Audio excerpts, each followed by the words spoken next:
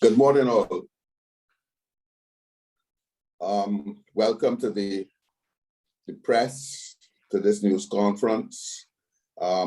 Welcome, fellow commissioners, Hal, Ramon, Corey. Welcome, Mrs. Angela Taylor, Supervisor of Elections.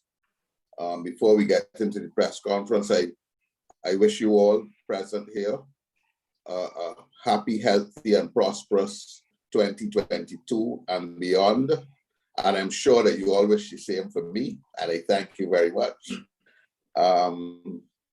So that the purpose, I'm sorry to call you guys out. Well, I suppose we set it, but I'm sorry to set this conference at 9:30 this morning. But as you all know, time is short. As I've said before, this election is 4 days. The period between the issue of the writs and the polling day is 4 days shorter than the last election that we had, last general election. So, and we have a number of bank holidays in between, as you know, so time is short. Today, for instance, we have a number of training sessions set. So we have to get on with that work as well. But almost a week has gone since, well, the writs were issued on Monday last. A number of things have happened, you know, with the press and not the press, brass tacks and this and that. A number of issues have arisen. Some of those have gone away. Hopefully all have gone away, but we just thought that we would ask the supervisor this morning to appear for elections and to answer any general questions that you guys, that any of the press may have in relation to what has taken place during the week, what is to come next week, so that basically we can allay fears. And sometimes too, you know, you ask questions that perhaps sometimes we don't have the answers to, but we would have to give it further thought. So it's a two-way process, really. So that I would like now to turn over to Mrs. Angela Taylor, our Supervisor of Elections. I know she's had little sleep. And Mrs. Taylor, are you awake this morning? Right. As you know, since the writ was called on Monday afternoon, one of the things is that we had the air conditioned system in the EBC building, if I may call it the EBC building for the time being, in Warrens. We had those air conditions moved, so they now turn off at 2 o'clock in the morning. And you can rest assured that most staff, most people at the EBC work until 11. Some who have other things to do work until 1:30, 2. So I know Mrs. Taylor and her staff have been working overtime. So there we are. Mrs. Taylor, over to you. Good morning, Barbados. And like the chair, I wish everyone a happy new year. I wish to just inform you that our election preparations are on point. We here at the EBC, we start to prepare for general elections 2.5 years after the last one. So we had already started our preparations and we have just accelerated. I can assure you that our team of election workers are in place. The list of returning officers and election clerks would have been published yesterday. So that is available for all to see. We are, as Chairman said, we are doing the training of that cadre, the returning officers and election clerks today. And we are ready for nomination day. We have a team of persons working this weekend, and we will have all the bags packed with all the supplies needed for the candidates to be nominated at the centers. The list of nomination centers has also been published. We are going to the only difference between this elections or preparations for this general election and previous ones is the fact that we are in a COVID-19 situation, and we have taken a number of steps and measures to ensure that we comply with the COVID-19 protocols. As a matter of fact, the COVID-19 unit has developed a document of the protocols that we will be following for every election activity. That includes the EBC meetings with the political parties, the media. It includes what we do on nomination day, on special polling day, on general polling day, at the night of the count. And it even includes information for the conduct of political meetings and other political activities. So we do have the protocols before us, and we will be training our staff to be familiar with everything that they have to put in place. We also have on this occasion, a separate team for COVID-19 matters, so that we have enough persons at polling stations to take the temperatures, to sanitize the hands of voters, to ensure that voters are social distancing, to sanitize the polling booth after persons have voted. We will be training that staff as well, but we do wish to assure the public that we have made every provision for ensuring that the COVID-19 protocols are complied with. One of the things that we have also done is that we've had a look at the number of electors to attend to every polling station, and we have reduced as far as possible the numbers so that we have fewer persons attending each polling station. What is the norm on a polling day is that persons would visit the polling station to cast their vote, primarily in the morning before they go to work, or on afternoons, in the late evenings when they come off from work. What we want to encourage this time around is that persons utilize their lunch hours to come out during the day, so we do not have too many in the morning and too many in the evening. What we also would like to say is those persons who do not have to go to work, if you can come out to the polling station more in the middle of the day and leave the morning and the evening for those persons who have to vote during those times and who absolutely cannot get away from work during the lunch hour. We would appreciate it very much. Chair, is there anything else we should be saying to our public? Well, I think Mrs. Taylor, that let me apologize to Mr. Chapman, Ronald Chapman, who I did not say good morning to before. And just to draw to the attention of all that we have Mr. Chapman here with us. He's working, he's looking over our shoulder, so to speak, making sure that we toe the line. And the only other thing, Mrs. Taylor, was that, as you know, we had a meeting yesterday afternoon with the political parties, and that went, I would say it went very well. So other than that, that's all I think there is to say. Good morning. Good morning, Ian. We now have our Deputy Supervisor of Elections with us, Mr. Ian Brown. Maybe I should explain that because we're having the training at the gymnasium here this morning, I had to bring some stuff to the gymnasium, so it would have been like difficult to get into the office on time for this. So I am joining from the gymnasium. As expected, Ian. Chair, if we can open up to the questions of the media at this point in time. Certainly. Good morning. Carrie Gooding from Outlook News. The first question I have is with regards to persons who would have tested positive for COVID. Are we facilitating their testing at facilities and in home isolation? Mr. Chapman, would you wish to respond to this question, please? Hi, good morning. So if I understand the question, you're asking if there would be testing sites at the polling stations or nomination stations and so on. The answer to that is no. No, that's not the question. Sorry. Okay. The question is, will there be facilities for persons who are in isolation in terms of at the facilities?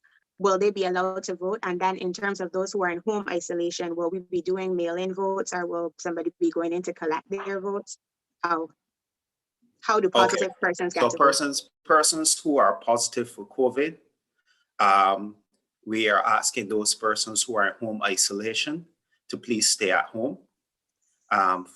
Persons who are obviously in isolation at the Harrison Point facility or any other facility, those persons are required to stay in those facilities. We understand that voting is the cornerstone of our democracy.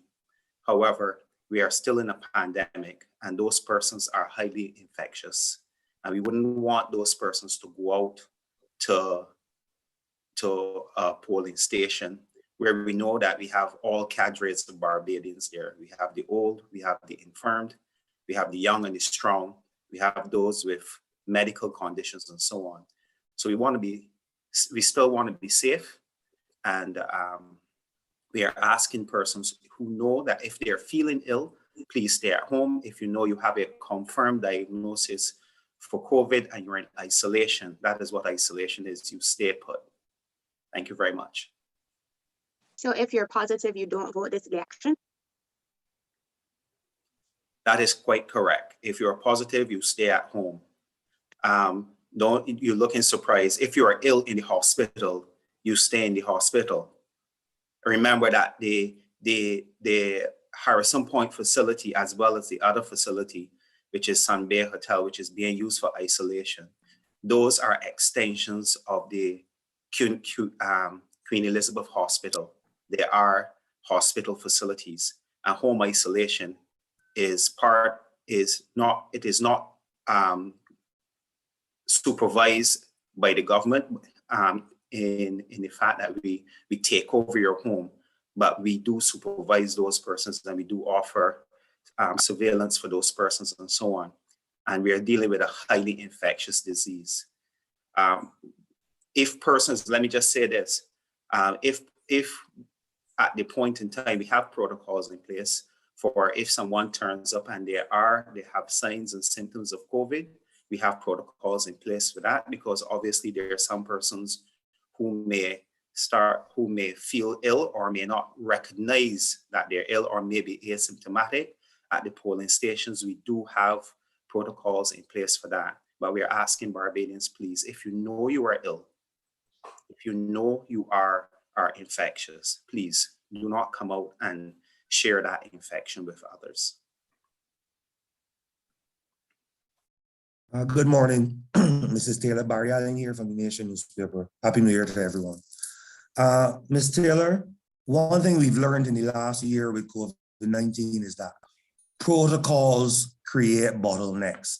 The question I have to ask is, I'm not sure if we have the physical space to assist at every polling station, but have any provisions been put in place for the elderly in case bottlenecks do arise at polling stations? We know that over the last year, Barbadians complained bitterly about how elderly people were treated, forced to stand up in long lines to do basic things like even supermarket shopping. When the elderly turn up to vote and there is a bottleneck, any provisions made for them to be seated or to be made comfortable? Yes. What we do at every general election is that we fast track, if you will, all the persons. We bring them to the top of the line Sometimes we create a separate lane for them so that we get them in ahead of the strong ones. So that will be conveyed to our election workers during the training. We did this in the by-election, and we will do it in the general election. We will fast track the elderly. Thank you. And a quick follow-up question, maybe one of the attorneys that is a commissioner might be able to help with this question. Is there any, well, Dr. George has said that we are living in COVID times, and we're going to have to go forward living in a COVID-19 environment. So my goes back to my colleague's question before. Does our legislation allow any type of voting, or can it allow any type of voting apart from in-person voting? Is that something that we can expect to see in our environment in the years to come? Can we do that? You know, Barry, is it Barry? Yes, it is. Barry, you know, one of the things is that I always encourage the members of the commission to be commissioners rather than lawyers. Because, you know, they say that he who advises himself has a fool for a client. But in answer to your question, I will let, Hal, do you want to take this one? Can you repeat the question properly? I missed a little piece of the first. Right, morning, Hal. The question is, does our legislation as it stands now allow for anything but in-person voting? The question goes back to what my colleague asked about if someone is positive, will they be able to vote? And Mr. Chapman made it clear they would not. So now I'm asking, and we are going to be living in a COVID-19 environment going forward for all intents and purposes now. No, the vote, the casting of a vote. The casting of a vote is a very personal thing, except in those instances where a presiding officer on his discretion allows a person who's accompanying a person with some incapacity of some sort to cast the vote for him. And other than that, but a certain declaration has to be made and all of that. There's some administrative procedures to go through to even make that possible. But our legislation does not contemplate some what you call less than in-person voting. It's very straightforward on that regard, in my view.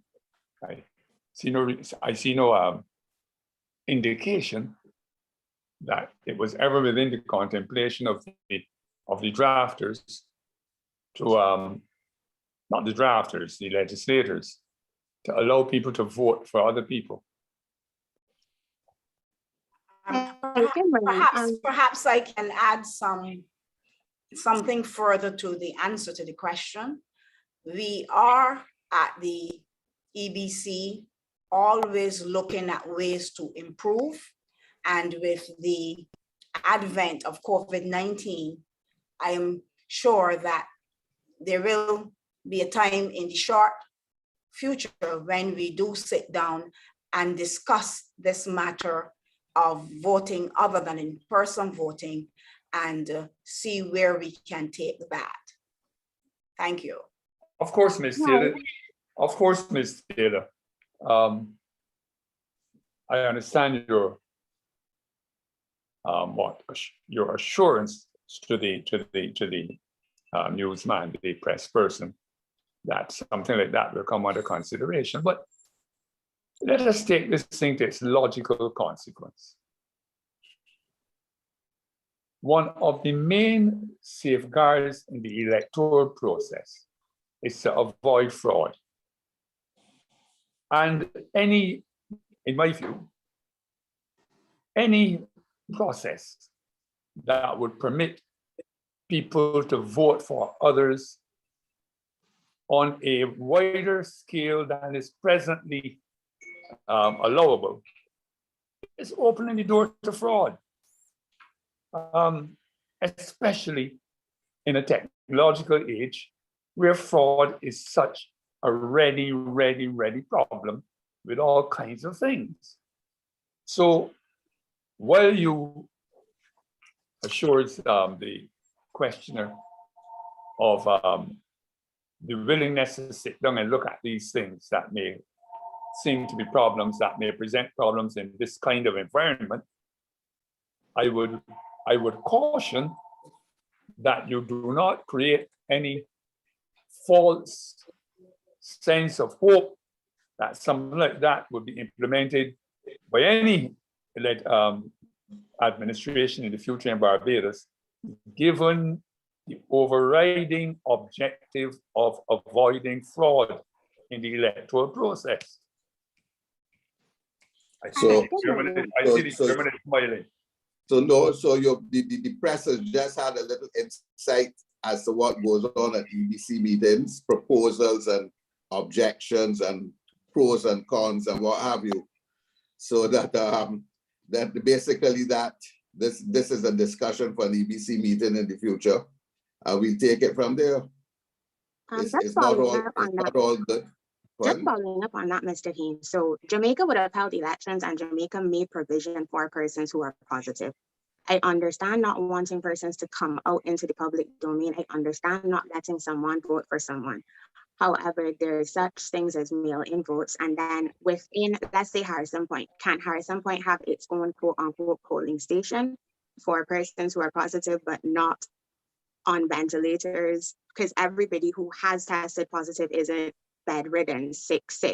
So to say that just having COVID means that you now have no say for the next 5 years, well, 3 to 5 years, depending on when the next election would be called, to me, that doesn't seem fair or just. Other jurisdictions in the region have conducted elections during COVID and they have made exemptions and provisions for positive persons. Mr. Chapman, do you wish to further respond? I do appreciate that you explained well that in a general election, persons in the hospital are not allowed to, we do not make a provision for them to vote. And I can only repeat for Mr. Chapman that the COVID-19 facilities are extensions of the hospital. And Mr. Chapman, I'm going to let you conclude this because the emphasis here is on not spreading the COVID-19 disease. Yeah, I really appreciate the question. And I think it's something that we struggle with because there's at no point in time would you want to disenfranchise someone. It is, as the question implies, it is one of the fundamental rights of who we are as a democracy.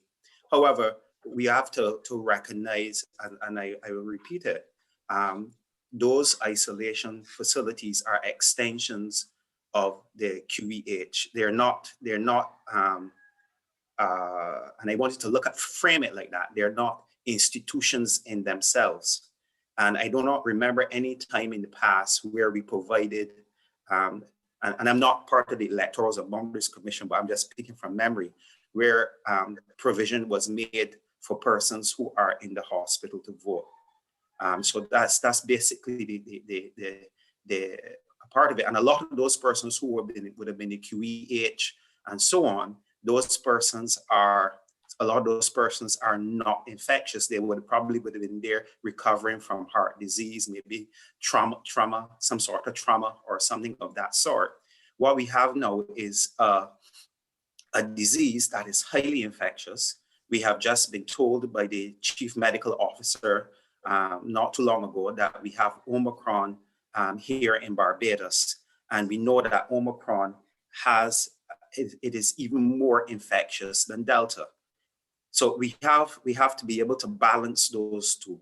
We have to be able to err on the side of continuity of the country as much as possible.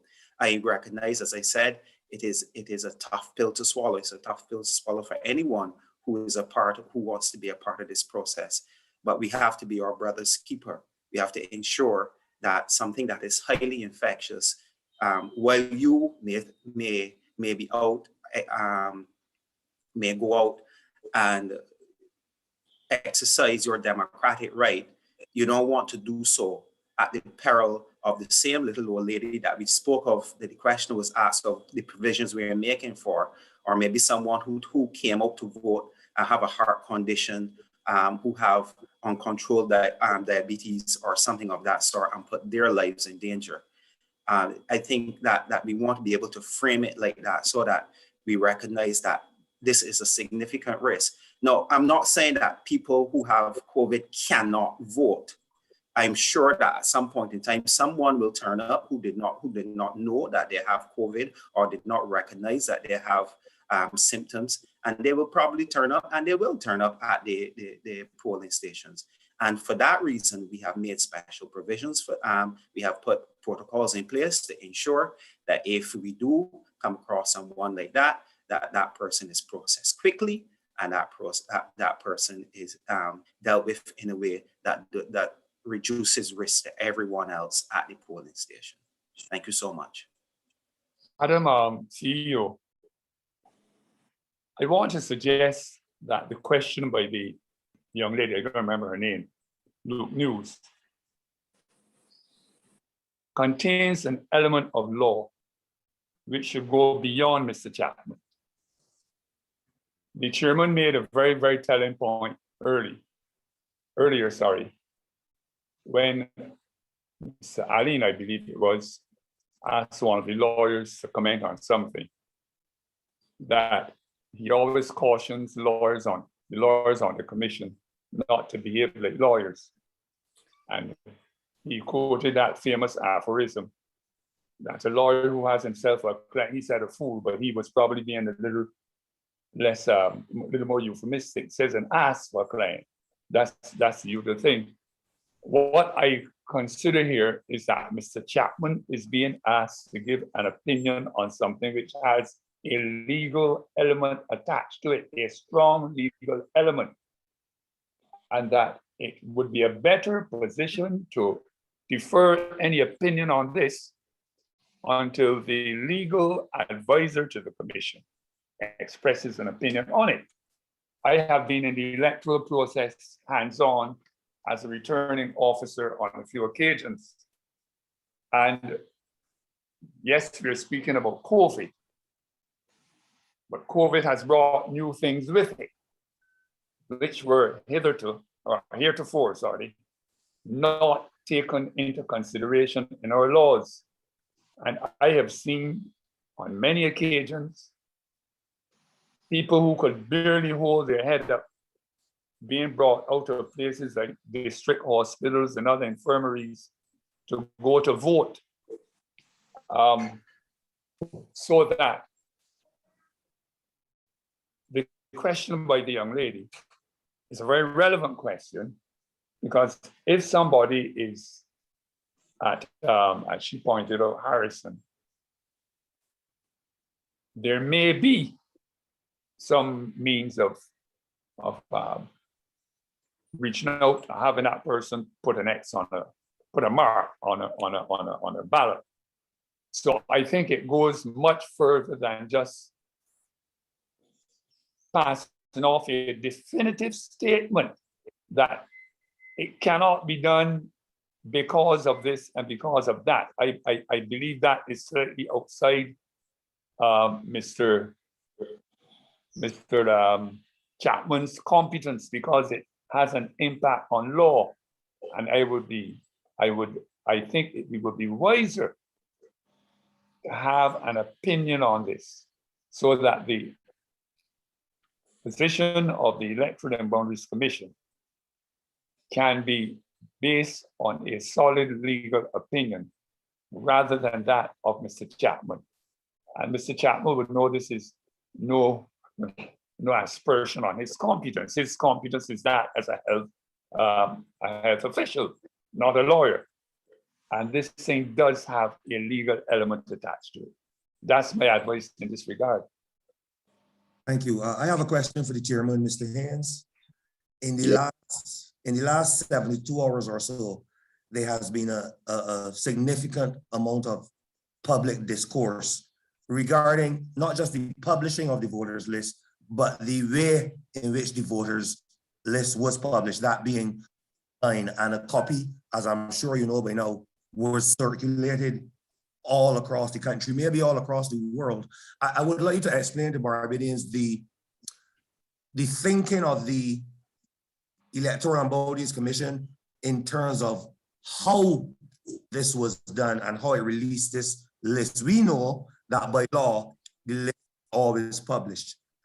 It was never published in this way before. And that is what a lot of the public discourse has been about in the last 72 hours. Maybe either you or Ms. Taylor could appease the public. And a lot of them have fears that this is their personal data that has been put across the world, across the internet. And they consider their names, date of birth, addresses to be personal data that is now accessible by almost anyone, really. Barry, what I can tell you is that, as you know, the list has always been published before digital publishing came to the fore. We would publish in the it was the law library, the public library. And where else, Mrs. Taylor? The public library and at the office and at the department's office. And the department. And before that, Mr. Haynes, even in rum shops. Even in rum shops. And the list always contained the same information. And by the amendment to the Representation of the People Act, Act number 25 of 2020, we are obligated to publish the list now electronically so that more people can have access to it. Truth be told, who goes in the public library? The public library was once a grand building, and it's now a building next to Independence Square. The door is a what, 2 by 4, a door. I mean, who goes in the public library? Who has the time to come to the electoral office? So we in keeping with the times, we move forward electronically. The issue was, and this list was the electronic publishing of the list is, I wouldn't want to say it, this election was not the first time. We published the list electronically in January of this year. So there you have it. And then we are obliged to do so by statute.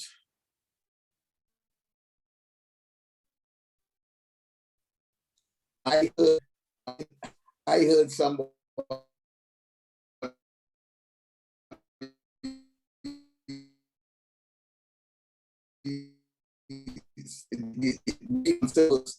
but it's a birth of persons in Barbados is not really anything that is private. Nor are the ID numbers. Those are not private matters. Those have always been published. What is happening now is available to more and more people. I understand, and this ties in with what the lady from Luke News was asking. At all stages of life, we have to balance interests. Interests for the good, for the many, against the interests of the few. What I understood Mr. Chapman to be saying was, look, and Mrs. Taylor and yourself, Hal, was that yes, it's a legal issue, but we are not saying that the law says that people with COVID cannot vote. I don't know what Mr. Chapman and Mrs. Taylor were saying. As I understand it, we are asking people not to come out to vote for the benefit of for the many, for the benefit of the elderly. That is what we are asking. There's no decree saying that they cannot vote. Likewise, for the electoral list, again, you mentioned it earlier, Hal, fraud. As it is now, what we have done a compromise whereby people can obtain their own information on the list. But this does not, so if they want to to go to the public library, they can see the entire list. Of course, the political parties have the entire list as they normally do at every election. But there may be someone who knows someone who is on the list who is overseas, and that person died overseas or passed away overseas, and can come forward and say, this person is no longer with us. And we can carry out our checks and processes to see. So at the end of the day, we have to balance, as you said earlier, we have to balance the need to have a clean electoral list to ensure that there's no fraud and against certain things. And as usual, you come down in favor of the option that reduces the mischief. That's how I see it. Ramon, do you have anything to add to that? Not at all. I think your point as to balance is the correct one. And there are issues that we have to look at it in terms of individual rights against rights of the entire society. There's no easy answer. Time is an issue in relation to this election, yes. And it is balancing those interests and doing the best in the circumstances that we've been given. Corey, would you like to add anything? I don't really have much more to add. I agree with all of the sentiments thus far. In any given situation, and certainly COVID is a new situation, there's considerations for balance and considerations that we have to take on board that we would not have had to do in the past. And I think that the members of the media and certainly the members of the public can be assured that the Commission will do all that it can and take all that it can into consideration to ensure that the election goes well and that we still maintain all of the public health protocols that we need to. Thanks, gentlemen. Good morning, Brianne Phillips, ABC News. Ms. Taylor, you would have mentioned that you would have a separate team dealing with COVID matters. How big is that team? Oh, the team is quite big. We are fine-tuning the numbers, but we will have persons doing the temperature checks, persons doing the hand sanitizing, persons sanitizing the booth in the polling station after voters have cast their votes, and persons policing the line to ensure that persons are maintaining the distance. We are going to have in the facility of 541 polling stations, and we are going to have those persons at each polling station. That will give you some indication of the size of the COVID-19 team we will be deploying. Good morning. Just a follow-up question on that. Mr. Chapman, you would have said that provision will be made if persons are feeling symptomatic on the day. Is this a situation where they will be given a rapid test on site? How, in addition to when they do the temperature check, if you check a temperature and it's a high temperature, will that person then be rapid tested, or will that person be turned away from the polling station? Once you're at the polling, just remember, I will take counsel from Hal and let you know that I am not a lawyer. Once persons are in the line and they're there to vote, if you present with anything that looks like COVID, if you have a temperature, anything of that sort, you will not be turned away from voting. Let me just make that absolutely clear. The protocols say that you will not, and this is from a health perspective, okay? The protocols do not make provision for turning anyone away. There will not be any testing sites, any testing done at the stations either. What will happen is that persons will come into the line, and when they will be physically distanced as per the protocols. As they enter the area where the returning officers and the the election clerks. I'm not familiar with all the names of the personnel, but as they enter the area where they're going to vote, their temperature will be taken. If at that point in time, the temperature is elevated, then they are still allowed to vote. You will have then the persons in the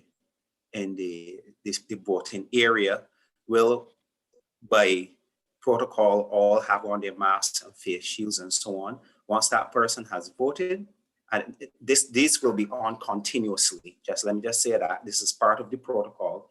Once that person has voted, then there will be complete sanitization of the area where the person is. Now, let me say this.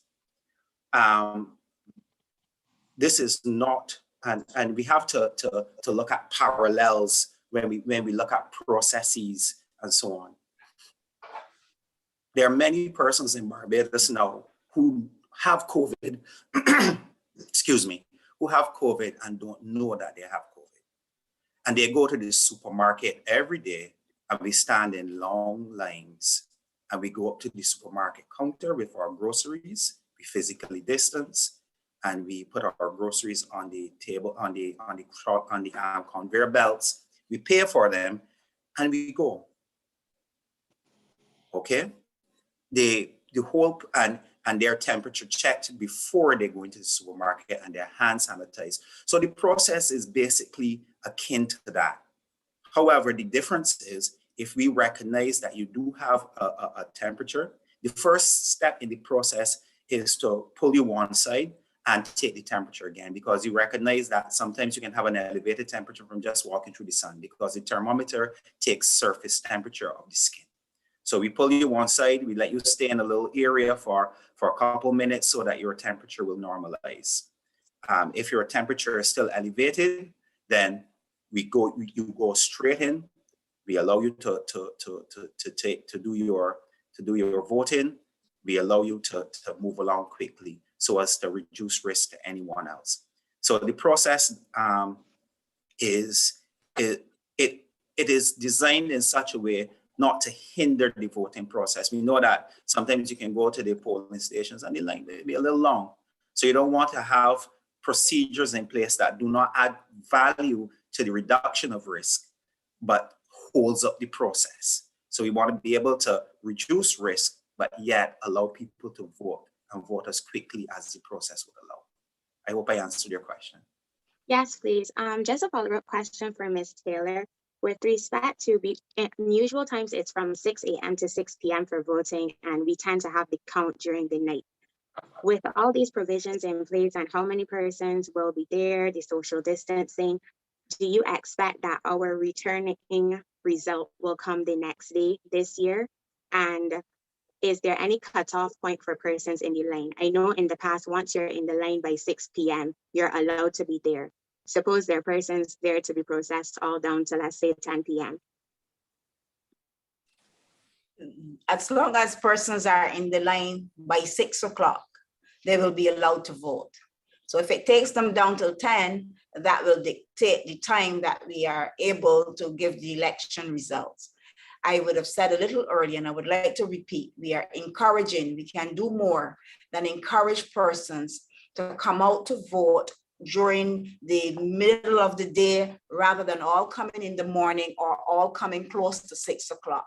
Those persons who do not have to work, we're asking you to allow those persons who want to vote in the morning before they go to work to use the morning hours. Those persons who want to vote after work to use the evening hours. Please, if you are not working, please come between 10 and 3 if you can, as long as you can. That's the most we can do. Encourage persons to come during the middle hours when we usually have a little quiet time, so that we do not end up with too many people in the line at 6 o'clock. However, let me repeat, as long as persons are on the line by 6 o'clock, they will be allowed to vote regardless of what time it takes to process them. And Mrs. Taylor, as discussed at the meeting with the political parties yesterday, I am asking, the EBC is asking employers to allow their employees that little extra time during the lunch hour to vote as well, since we are asking people to come out, not in the to come out across section during the day, for employers to be lenient in these COVID times. And if, you know, someone may be working in St. Michael, they may have to vote in St. James. Let them take the time and vote so as to minimize the COVID-19 risk. It may take an hour and a half, it may take 2 hours, so be it. It's only one day in the year. So that in order for us to have a steady flow throughout the day, rather than a bunching up, we are asking people to come out, as you said before, those who are not not working on that particular day, come during the lunchtime or be after the crowd.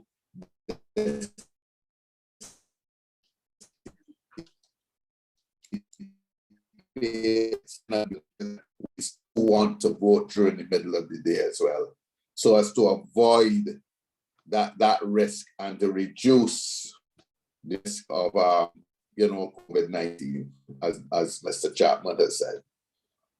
Mr. Haynes, during Christmas time, a lot of businesses, what they do is they ask employees to provide the half day that they want for shopping. So they have a roster of persons who are working in the business, and they have what day is yours, which half day you will be out.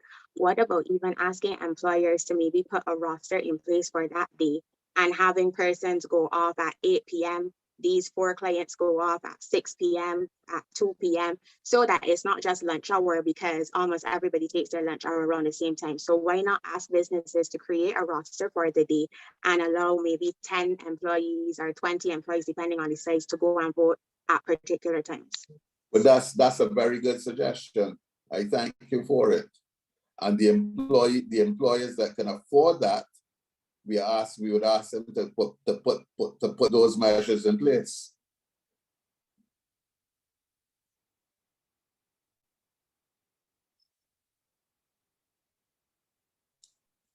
Are there any further questions from the media, Chair? If not, we can wrap up.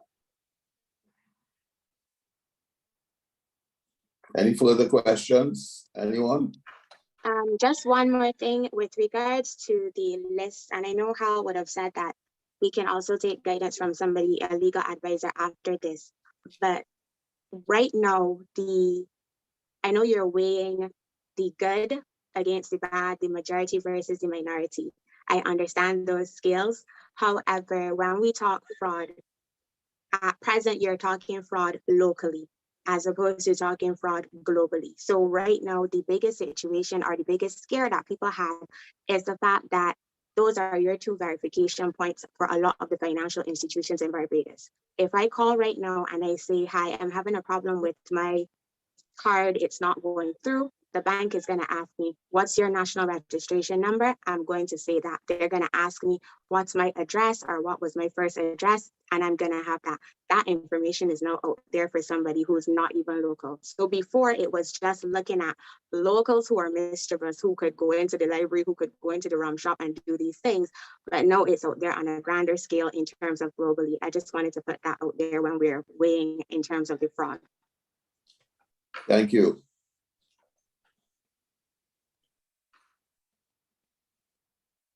No more questions from me.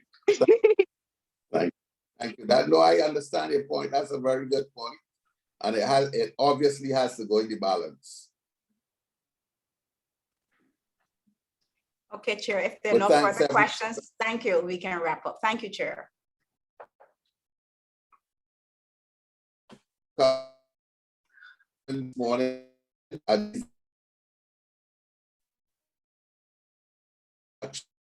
Of course, elections and the commission will keep the press updated today, which is our next day. And as Mr. Brown said earlier, we are doing your training starts at what time, Ian? It has actually started. We started at 10.